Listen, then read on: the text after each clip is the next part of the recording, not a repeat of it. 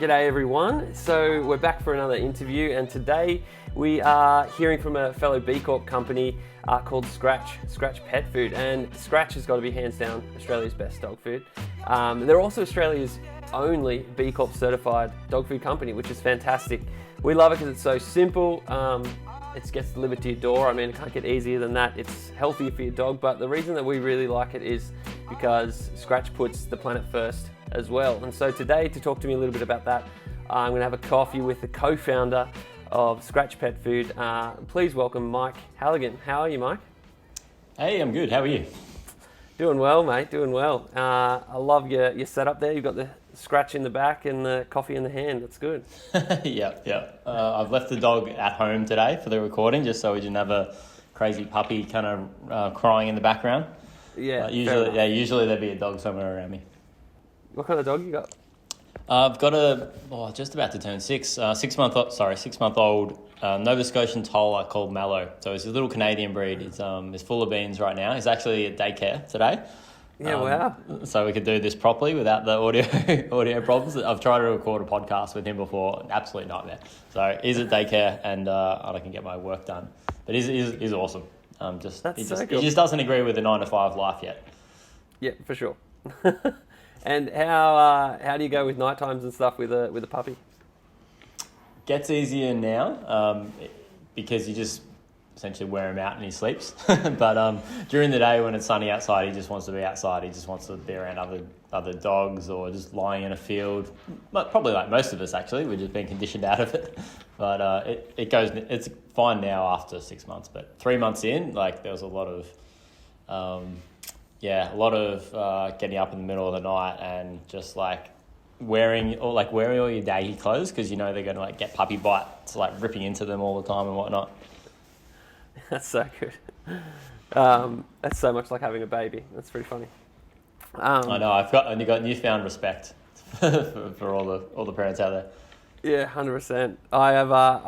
We have a little Roddy. Well, she's 4 years old now, but she's a lot of fun. She's the runt of the litter, so she's smaller than a normal Roddy. Most people think she's a mix, but yeah, I was thinking about having her in the meeting today too, but she it's been raining today, so she was out in the mud, and I'm like, yeah, you're not coming inside, sorry, mate. Unlucky. Oh, they're beautiful. It's such emotionally adept dog.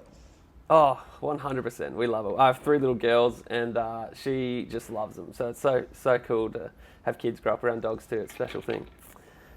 Well, I wanted to talk to you today. First of all, how's your coffee? We've sent you some coffee today. What are you drinking, and how is it?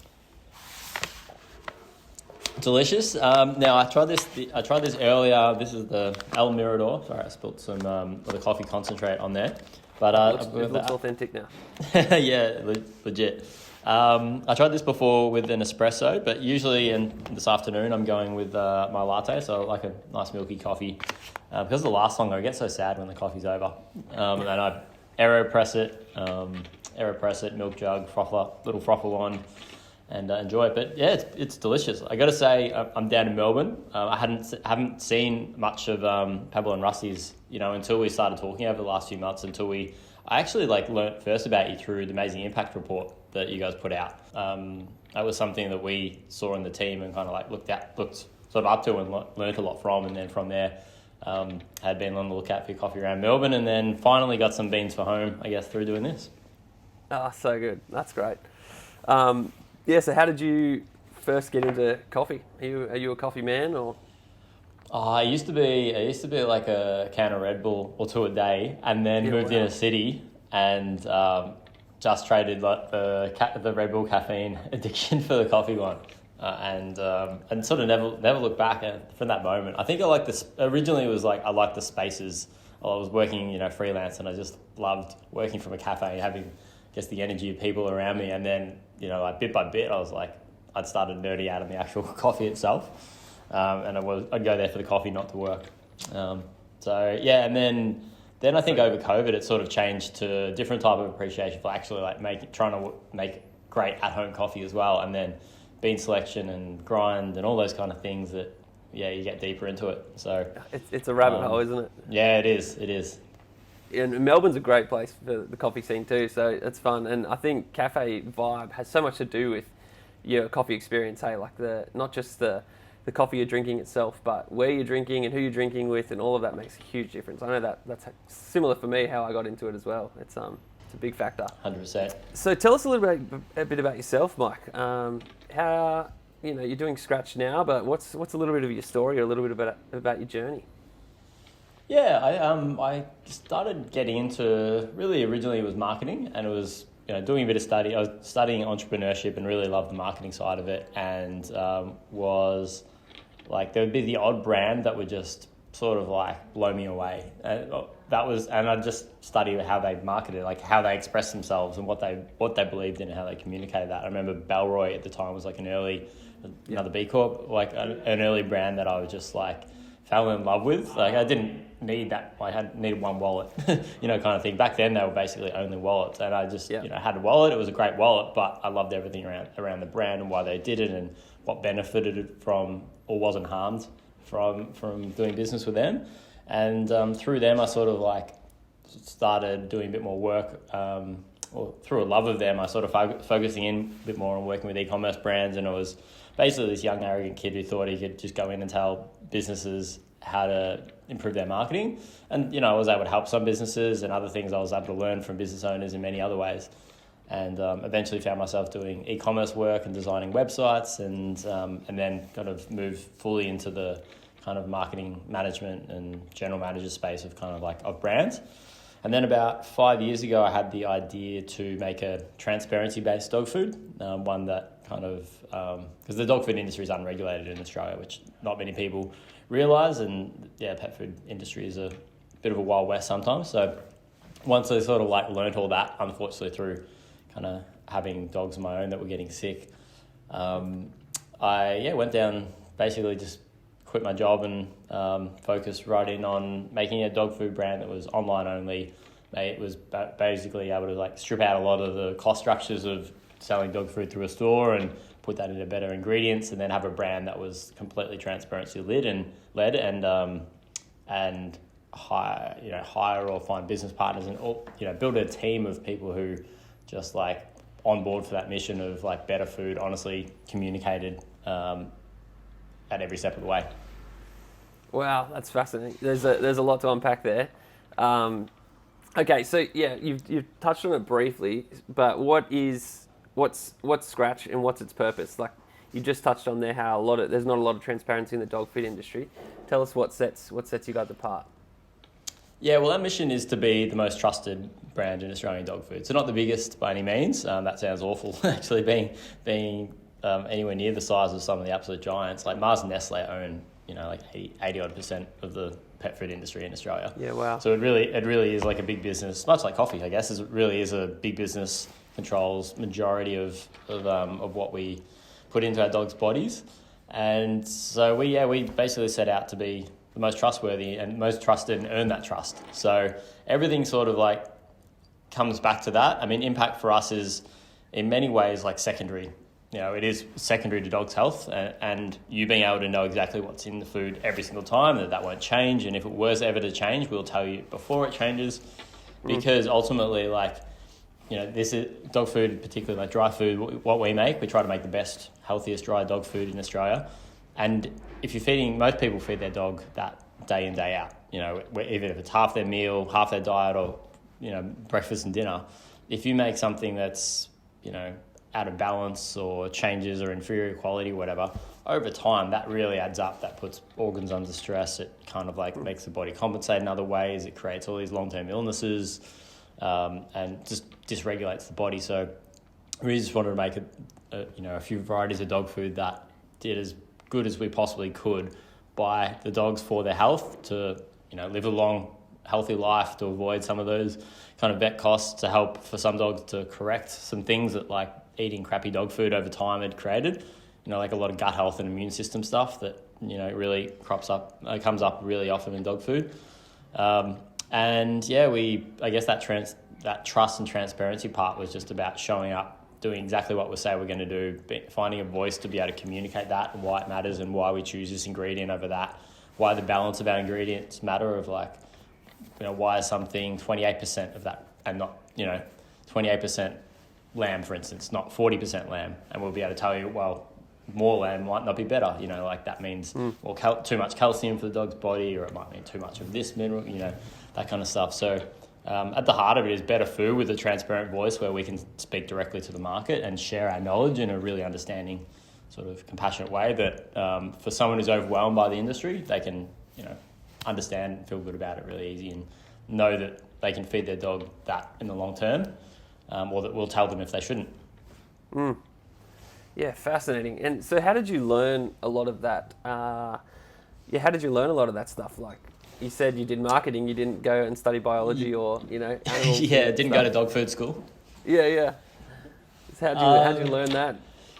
Yeah, mate, well, I learned the problem. I learned, that the industry was not regulated. I learned how most foods were made. I learned about the labelling standards. I learned about the health issues that were coming up frequently from dogs eating food that owners thought were good, that they're paying lots of money for, but looking at a label, you can't tell really what's healthy because of those labelling standards and the unregulated nature of it. So I learned the problem side of things, and then set about trying to start a dog food company, but no idea how to make dog food, and never thought I'd be working anywhere near the dog food industry. It sounds like I was working in, actually I was running marketing for some fashion brands before that.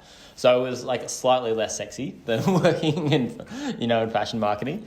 But I knew that I had to find a business partner who, people who knew this stuff in and out, who had the knowledge to go with my intentions and knew what was possible and how to make the most out of every single ingredient or every financial decision or recipe decision. So ended up getting really, really lucky and found a business partner, Doug, my now business partner, who agreed to quit his job after meeting me once. And wow. And he'd been working in the industry really, really, really prominently for 8 years. It was at the heart of a lot of ingredient sourcing. So knowing how ingredients are found, what chemical processes, if any, happen to them, what, the really day one of that ingredient, whether it be, meat protein, whether it be plant in the ground, whether it be a processed whatever, through to it making it to dog food. He knew it all, and he had, had a lot of experience there. So convinced him to start this with me, and then we used a few independent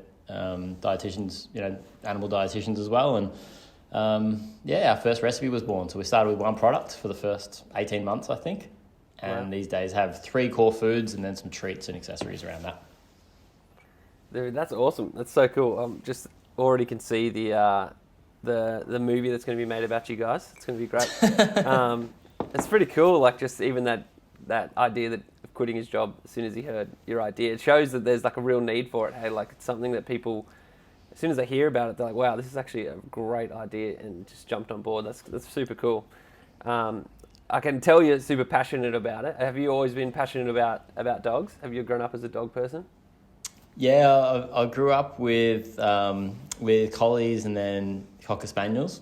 So yeah, I absolutely loved them. And then in my 20s, did the usual thing of being young and going travelling and not sort of having a responsibility for a while, but then found myself back home, based in Australia for a while, and had the massive itch to get a dog and spend time around any dog I could again. So yeah, absolutely love them. They're awesome creatures, and now it's really cool having worked in a business for so long, trying to help dogs, and now have a little pup of my own growing up from day one again. It's pretty cool. That's awesome. So cool. I noticed you guys are also 1% for the Planet members. What does that mean for you, and why is that important? Yeah, we did 1% of the Planet since day one of the business. I think it was a deliberate thing because we weighed up some of the different models, profit sharing models, who gives a crap, 50% of all profits get donated kind of thing. But we knew realistically it's probably going to be years before we're actually making a profit, starting this little fledgling company. We don't know if we're going to survive. We didn't want to basically promote something that we thought would actually have no effect, literally no donations made for a while. So we chose 1% for the Planet. First of all, because we just love the clear-cut transparency of dollar made equals, a cent donated. 1% of all revenue at a minimum is donated, no matter whether the company's profitable or not. We just love that we would be able to be donating from day one, regardless of us making a profit. So that was a big one, because we were really hesitant about all the greenwashing and marketing kind of like washing that happens in the industry and just, business in general. And then two, because, we're busy and we have good intentions, but we don't have the time essentially to vet every single possible place that we could donate to. And I did like the 1% for the planet, sort of made it easy to, in a way of working out what places are actually effective, that the money you donate actually goes to as a high impact ratio for, it's not high in admin, or it is high in kind of like on the ground impact for whoever it's supposed to help.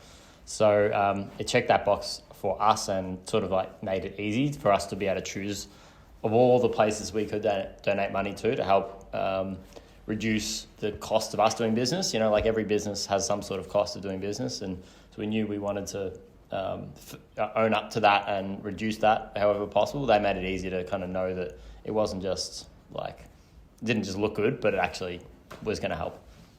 Yeah, wow. That's awesome. And it's so cool that you guys would be wanting to donate even before you knew you were going to be profitable. Like that shows your heart and your vision for, bigger things and greater things and making a difference, which is awesome. So you 1% for the planet members. How else does, your dog food make an impact on the planet?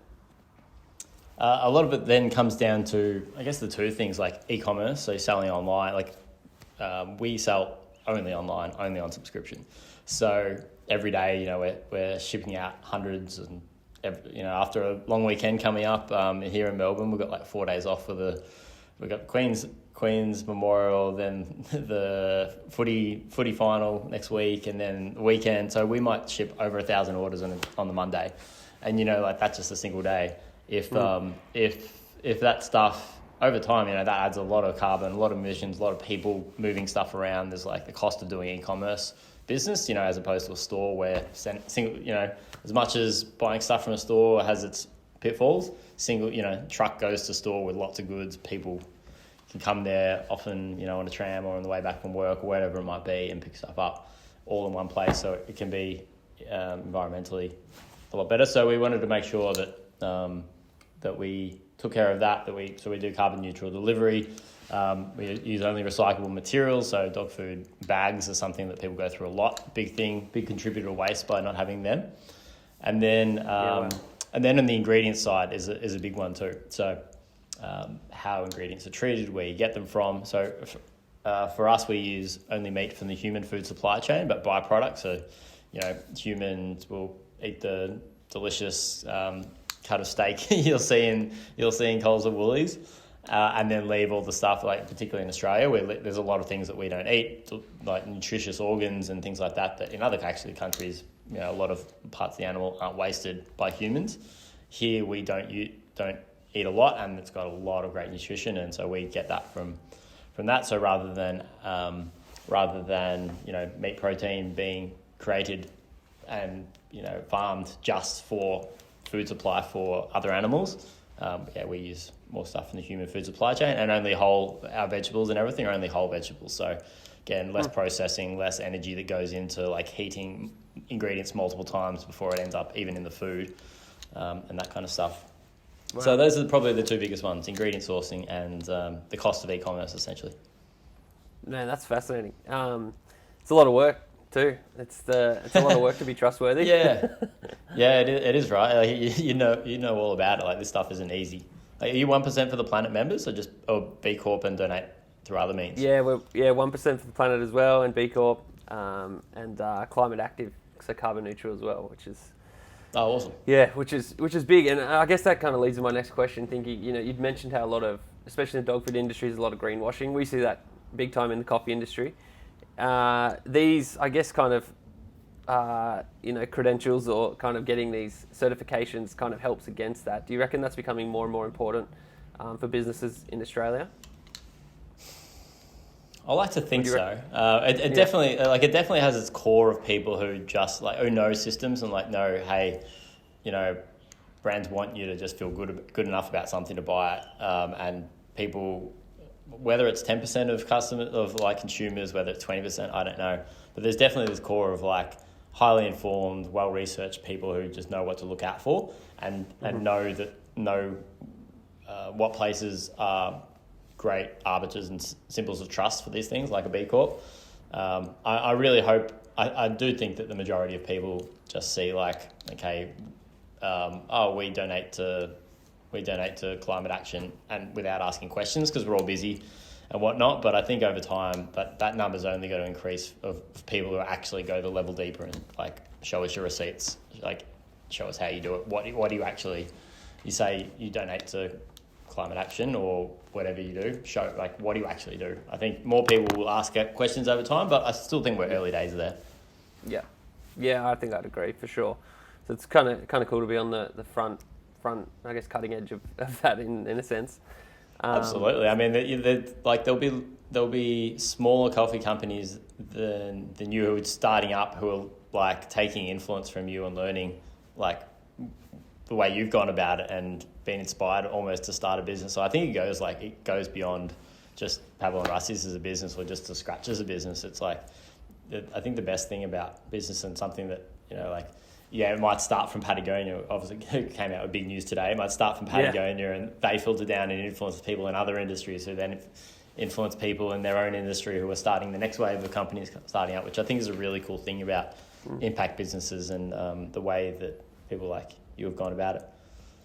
Yeah, that's so true. Hey, and I think you mentioned Belroy before. Who's done that for you? Like they started out with doing things a different way, and it got your attention, and you wanted to build something similar, which is cool. What's a story or experience during your time at Scratch that you found has been kind of encouraging? Oof. It's a hard one. I think we get so many similar stories of like I've had this dog that I love that I've like thought I was doing the right thing for and probably were for so many years, and someone just like a friend of mine said, hey, try Scratch, or I saw that you're a B-Corp and I thought my dog's doing fine in their food, but hey, I want to give business to a B-Corp or something like that. Whatever the trigger was that made them change food. Dogs who are otherwise healthy change food, and all of a sudden like that, like, oh my God, I didn't realize my dog was capable of being this much more energetic or happy or moving more freely. Like I didn't realize my dog was moving slower than what they were a few years ago, and it was only like changing diet and wow. like seeing sort of a transformation. It's almost like like a different dog. It's almost like when you've been in a funk for ages and then all of a sudden like you're feeling good again. Weather turns, whatever it is. You feel yourself again, and that's the most heartwarming thing to get, that someone can not someone like the animal most importantly like feels amazing, feels better, feels transformed, and that other people like the humans that they spend so much time with can see that and see the impact that diet or product or companies really caring about what they do. In whatever industry that happens. But yeah, we're fortunate that, if we do a great job of what we do, we get to help animals like be healthier, be happier, be more energetic, be kind of more evened energy throughout the day and all these kind of things. So it's hard to sort of say a specific one. Probably the most, there's, I forget the name of it. It's based in Newcastle, in New South Wales, an animal rescue organisation that reached out to us. They had a little French bulldog that came in. This is probably about 2 months ago, and basically just emailed us out of the blue and just said, "Hey, we've got this Frenchie in." Sent a photo of it and just saying it's been so malnourished. Its skin is so bad, like it was just covered in scabs. Like this beautiful, you could see just in its eyes and its face, this beautiful but traumatized dog who was in a bad way health-wise, and their gut health was so out of whack that their immune system was going wild and their skin was just all scabby and everything like that. So, and they just said, hey, can you send over some food? Is there anything you've got to help? So we ended up sending a few orders of our kangaroo recipe, which is sort of like our kind of our go-to for the problem child dogs who just, really struggle with most things and have really sensitive allergies. And within a month, like they sent over photos a month later, and just seeing the difference in this dog who was about to get rehomed. Someone had then found them and seen that they were capable of having a healthy life. This was a dog that this rescue organisation persisted with and sought help for, and had like nursed back to so much of a healthier and happier place. And then now they've got a forever home kind of coming up. They'd already be there by now. But yeah, just seeing that, like, many people and probably the past owners might have given up this poor beautiful dog, and through the humans' love and care, but then also a bit of diet and a little bit of what our product was able to help with, just to hopefully 10 years of amazing life that this dog's going to have now. Man, that's fascinating. That's awesome. That's so cool. That must be super satisfying. That's so encouraging to hear that. Yeah, we get to work with some amazing people, or just come across things that amazing people do, which is really, really inspiring. So, can you tell me a little bit about a little more about Pause for the Planet? Well, when we moved, probably about a year before we became a B Corp, I think we doubled our donations 1% for the planet. Originally, it was just 1% for the planet, so 1% of revenue we donated. And then we said, okay, no, we want to make it 2% now, which is what B Corp is also suggesting and mandating for future certifications. So we made it 2%, but that second percent we wanted to do to dog welfare. One of the things we found is that you're donating your money to two completely different causes, and of the 1% for the planet, we rotate through 5 environmental and climate action focused charities in Australia, dog welfare another 5. So we've got 10 donation partners that are very different. Like one is about providing funds for desexing dogs in kind of underprivileged parts of Australia who would otherwise not have that medical care done, and have lots of dogs who then have puppies and litters that wouldn't have a home, and all the health and issues that go with that. So we've got that end of the spectrum through to like buying back land in the Daintree. So unrelated. So Pause for the Planet was basically like our program to just wrap up, hey, this is our impact work.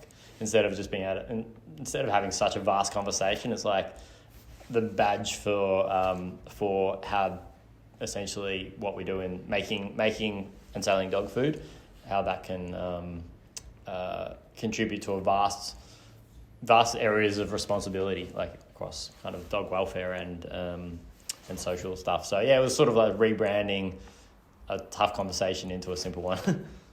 Yeah, that's a great idea. That's super cool. And so what percentage, were you saying, goes to Pause for the Planet? 2%. So yeah, it encompasses all of our impact work essentially. It's kind of like for sure. the badge for our impact work. So yeah, 1% to dog welfare, 1% to environment through 1% for the planet. That's awesome. So cool. All right. Another question for you. What's one of the biggest challenges you're facing at the moment with Scratch? Biggest challenges we're facing at the moment, I think 2 ones.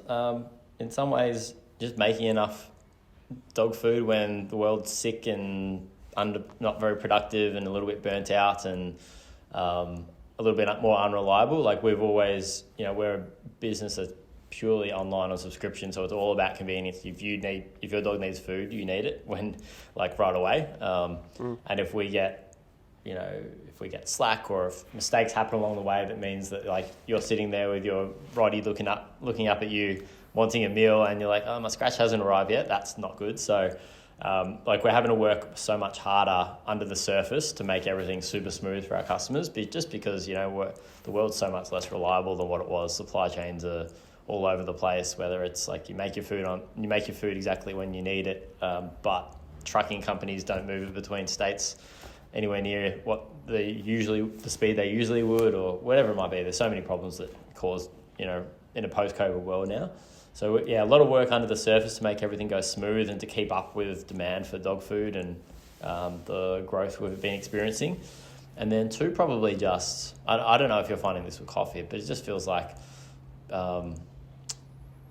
there's so much competition, there's so much clutter, there's so many brands all selling or saying the same thing. And particularly like now, we've found that since COVID hit, and a lot of people who weren't advertising online that much started advertising online because they sort of had to. Stores were shut, or their outdoor advertising budget or their print magazine budget or whatever sort of dried up. So they just like, oh, we've got to put it somewhere. Let's put it online.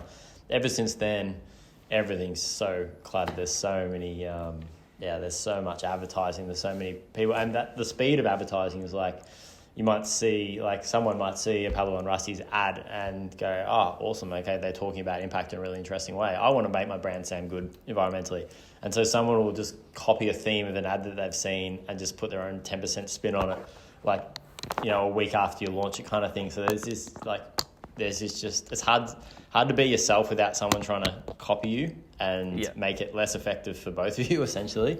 So I think that's the thing we're finding. There's not like much ethics in the advertising space, and just businesses who are just like trying to make a buck by copying super quickly. And in an offline world, things take time. You'd own a space, like you'd own your channel, you'd have your own voice. You don't have that quick jump on Canva or Photoshop and someone's whipped up something, based on what they've seen from you yesterday. Yeah, that's so true. But overall, you guys feel like your company's growing healthily and things like that, even with all the challenges? We're pretty lucky. We never had to lose anyone, particularly over the challenges of the last few years for business for everyone. We didn't have to lose anyone. That's awesome. We had so many people bought home dogs for the first time. So we were in this space where for the last few years we grew faster than essentially what we wanted to grow. Like, we've always been a sustainable growth business. We're not a business that tries to raise money all the time and, has like all these independent investors that we've got to grow a certain amount to. We've always just been like slow as steady as fast kind of thing. And that's in line with our sustainable way of doing business and not kind of hurting our team or planet or product or customers from trying to just make more money. Like, it's not our speed. So thankfully, like, people bring, the influx of people bringing home dogs for the first time has slowed down, so we can just kind of be at a normal Scratch pace, which we're pretty happy with. That's great. That's awesome. All right. Well, we'll kind of start finishing up here. I've got a couple kind of closing questions for you. Firstly, what's one thing that I maybe didn't ask you that you wish I'd asked? Do you have anything you wish I'd asked you today? Have you ever tasted the dog food? Me, no. Do you have to taste the dog food regularly, or how do you know it's tasting good? Well, yeah, luckily we don't make too many new recipes all the time. We're like we've only ever released 3 core dog food, so I don't have to do it too much. But yeah, I've tried it. The taste like really sticks in your mouth, huh? That's so funny. All right, what about, maybe last one for today, what do you think the world would look like in 5 years, maybe even in the dog food industry in 5 years, and then in another 50 years? It's big changes. I think there's a lot of extra thought and attention into how we spend lives with our animals and what sort of quality of life they're getting. It's not just like they need to work around us and I need to go for a walk for 40 minutes and be back by this time for a meeting. I think like there's a lot more thought into what is my dog getting out of this walk? What are they getting out of their meal, their nutrition? Why are they going to the vet all the time when, that doesn't sound all that healthy, kind of thing. So I think there's a lot more thought going into life with animals, and whether it be dogs or cats. And I like to think in 5 years that, Australia's dogs are far healthier, that whether it's us, whether it's some of the other brands that are coming out focusing more on dog nutrition, that we are sort of waking up to this less, less like bulk made, like super processed type of food that we've been feeding them forever, and that just our dogs are healthier. And in 50 years, the average lifespan of dogs is, far greater than what it is now, because crazy high rates of cancer and lots of unnecessary pain and just lack of mobility, and dogs that are kind of middle-aged, let alone old. Yeah, that's cool. I mean, that'd be so cool to see that transformation over the next 50 years. It's a hopeful future, which I like. That's great. Well, thanks so much for your time today, Mike. It's been so cool hearing more about your story and more about Scratch and learning about that. And I know that our audience definitely will get so much out of this. There's a lot to take in. Hope you have a fantastic rest of the day, mate, and enjoy time with your 6-month-old puppy. Thanks. Love the chat, and I really appreciate the coffee. So cheers. Pleasure. Enjoy. Thanks, mate. Have a good one.